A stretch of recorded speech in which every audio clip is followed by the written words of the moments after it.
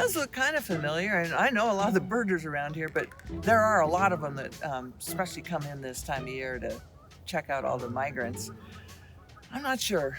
How about you?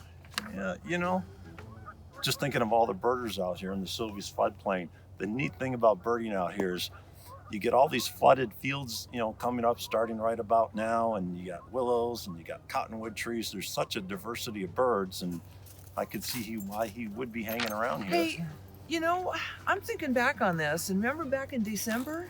I think he was here as part of that Great Conjunction event. Oh yeah, here's your coffee, by the way. What do you think?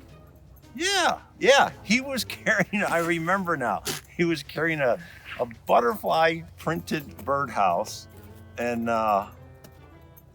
he was wandering out here on Hotchkiss Lane. So that was sort of odd, and that's a good place to bird, by the way. And when you're on Greenhouse, you can take Potter Swamp, a dead-end road, not many people, lots of birds. Oh, and don't forget, of course, white geese, which are Rosses and snow geese. And they're just starting to arrive. We only have 10 yesterday Rosses and 8 snow geese, but we're gonna go up to 30,000. And they'll spend a lot of their time on the floodplain feeding.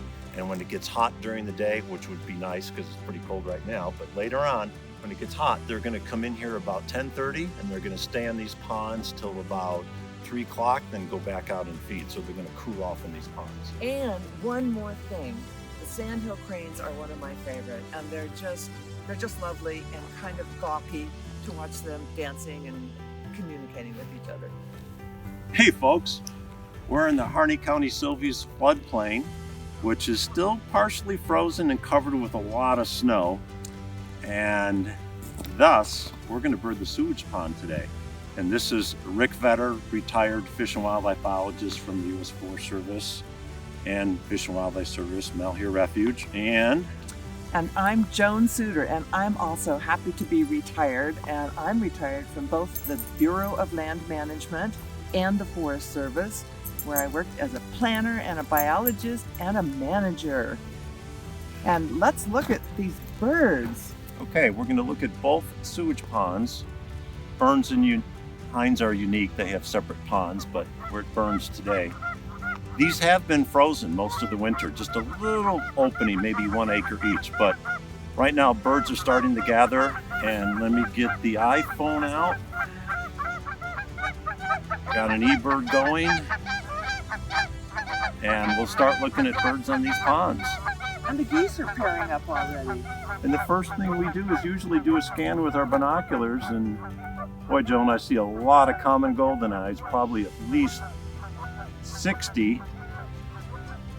Boy, it'd be nice to find the barrows out there. They're pretty rare. Let me take a look with the scope at these goldeneyes. I see canvasback in with them, Leicester scaup, bufflehead. Ooh, 1 redhead. That's good to start the year off.